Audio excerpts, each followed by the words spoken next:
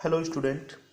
आज की क्लास में अपन कोलाइडी विलयन के प्योरिफिकेशन की नेक्स्ट विधि पढ़ने जा रहे हैं। देखो, कल की क्लास में अपन ने अपोहन पढ़ा था और अपोहन की विधि में थोड़ा मैं आपको बता दूं कि अपन ने ये लिया था कि जैसे मिक्सर था और उसमें अपने को कोलाइडी विलयन और वास्तविक विलयन का जो मिक्सर था उसमें कोलाइडी विलयन को जो सेपरेट करना था, उसमें अपन ने एक प्रकार की झिल्ली ली थी, पात्र लिया था, उसमें जल डाला था।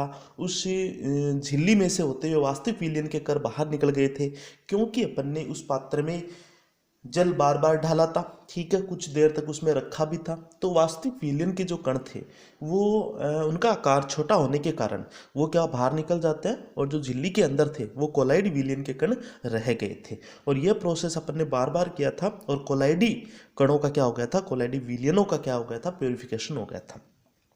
तो इस जो मेथड था, इस मेथड में क्या था, काफ़ी टाइम की जरूरत, समय की जरूरत होती थी। तो इसकी कमी को महसूस करते हुए दूसरी जो मेथड है वो काम में लाएगा, जिसको अपन बोलते हैं विद्युत अपोहन। तो आज की वीडियो में अपन विद्युत अपोहन की चर्चा करते हैं। तो देखिए, विद्युत अपोहन में सबसे पहले आप थोड़ा सा एक डायग्राम देख लेते हैं। देखो, एक मैंने डायग्राम बनाया, एक पात्र लिया, ठीक है, ये पात्र है और इस पात्र में मैंने क्या लगाया, दो अपोहक झिल्लियां लगा दी। ये दो अपोहक झिल्लियां लगाते ही क्या हो गया, पात्र तीन भागों में डिवाइड हो गया, 1, 2 और 3। इस तरह से पात्र तीन भागों में डिवाइड हो गया, अपोहक झिल्लियां लगा दी। ये मैंने क्यों किया है, इसलिए किया है क्योंकि देखो, ये जो मेथड है ये विद्युत अपोहन है, इलेक्ट्रिक है। और जब भी अपन जैसे अपने कोलाइडी विलयन बनाने के लिए भी एक विद्युत आर्क विधि पढ़ी थी, उसमें भी अपन ने दो प्रकार के इलेक्ट्रोड लगाए थे, कैथोड इलेक्ट्रोड और दूसरा एनोड इलेक्ट्रोड लगाया था। तो इनके लगाने के लिए सीधी सी बात है कि यहाँ पे अपन क्या लेते हैं, मिक्सर लेते हैं। मिक्सर लेंगे प्यूरिफिकेशन में, और इस मिक्सर में इस साइड अपन ने मान लो कैथोड लगा दिया, इस साइड क्या लगा दिया, एनोड लगा दिया। वैसे तो क्या होता है कि वैसे ये चीज़ें देखने को मिलती है कि जब जी अपन विद्युत अपघटय कोई भी सेल पढ़ते हैं, ठीक है, विद्युत अपघटय सेल में एनोड होता है वो पॉजिटिव चार्ज वाला होता है और कैथोड होता है नेगेटिव चार्ज वाला होता है। तो इसमें भी क्या चीज़ें देखते हैं अपन कि यहाँ पे मान लो अपन ने एनोड लगा दिया और यहाँ पे कैथोड लगा दिया। इसके लगाते ही इसको अपन किससे जोड़ देंगे, एमीटर वोल्टमीटर से जोड़ देंगे।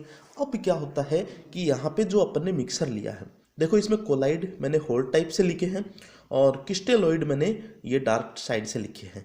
तो मान लो एक पे नेगेटिव चार्ज है, दूसरे पे पॉजिटिव चार्ज है, और जैसे ही अपन ने इसको विद्युत आर्क से जोड़ा, एमीटर वोल्टमीटर से जोड़ा, धारा प्रवाहित आर्क बना, ठीक है। तो उससे ही क्या हो जाएगा, इस चीज़ से क्या हो जाएगा अपने को, मतलब यहाँ पे जो नेगेटिव चार्ज थे मान लो कोलाइड के होंगे, वो इधर जाने लगेंगे एनोड की तरफ, और ये जो पॉजिटिव चार्ज है किसकी तरफ जाने लगेंगे, कैथोड की तरफ जाने लगेंगे। ठीक है, तो सिंपल सा है, देख लेते हैं इसमें। अपोहन प्रक्रम बहुत धीमा प्रक्रम होता है, ठीक है, जो अपन ने पहले पढ़ा था, परंतु वास्तविक विलयन में विद्युत अपघटय मिलाकर विद्युत क्षेत्र के प्रयोग से इस प्रक्रम की गति को बढ़ाया जा सकता है। तो इसमें अपन ने क्या लगा दिया, एक की तरह से अपन ने विद्युत अपघटय मिला दिया और विद्युत क्षेत्र लगा दिया, और इस प्रकार से अपन देख सकते हैं कि ये अपोहन जो मेथड है उसकी बजाय कम समय में ही कोलाइडी विलयनों का क्या कर देता है, प्यूरिफिकेशन कर देता है। तो क्या होता है, तब इस प्रक्रम को विद्युत अपोहन कहा जाता है। प्रक्रम के लिए प्रयुक्त उपकरण को तीन कक्षों में दो अपोहक झिल्लियों द्वारा विभाजित किया जाता है। देखो, दो अपोहक झिल्लियों द्वारा इसको विभाजित कर दिया जाता है, तीन इसमें पार्टीशन में, जबकि अन्य दो कक्षों में धातु के इलेक्ट्रोड रखे जाते हैं। तो देखो, सीधी सी बात यही है, यहाँ पे अपोहक झिल्लियां लगाई कितनी, दो, इसके तीन पार्टीशन बढ़ गए। यहाँ पे अपन ने क्या लिखा है, मिक्सर रखा है, यहाँ पे विद्युत अपघटय, और इन्होंने अपन ने एनोड और कैथोड लगा दिए, इनको यहाँ पे जोड़ दिया। अब इन झिल्लियों से होते हुए जैसे कोलाइडी विलयन है उन पे माइनस चार्ज है तो इधर आ जाएगा, और वास्तविक विलयन के कण या फिर क्रिस्टलोइड है उस पर पॉजिटिव चार्ज है तो वो इधर आ जाएंगे। तो इस प्रकार से ये बहुत जल्दी अपोहन की बजाय कम समय में कोलाइडी विलयनों का क्या हो जाएगा, प्योरिफिकेशन हो जाएगा। नेक्स्ट इसके आगे अपन चर्चा करते हैं। नेक्स्ट अपन आगे चर्चा करते हैं कोलाइडी विलयनों के कुछ प्रॉपर्टीज। तो देखो, इसमें पहले अपन देखते हैं टिंडल प्रभाव।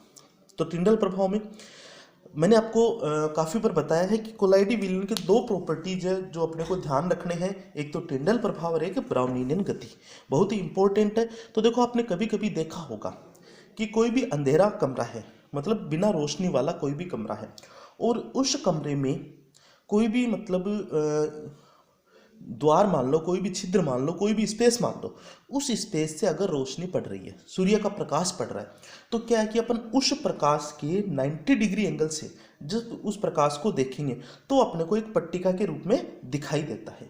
काफ़ी बार होता है, जैसे कोई भी रोशनदान है, उससे अगर मान लो अपना लाइट का फ्लो आ रहा है, तो उस लाइट का फ्लो अपने को 90 डिग्री के एंगल से उसके लंबवत देखने से अपने को लाइट का फ्लो दिखाई देता है, और इसी को अपन क्या बोलते हैं, टिंडल प्रभाव बोलते हैं। तो देख लेते हैं इसको कि जब कोई प्रकाश पुंज किसी कोलाइडी विलयन में से प्रवाहित किया जाता है तो यह प्रकाश पुंज दृश्य हो जाता है। इस घटना को टिंडल प्रभाव कहते हैं।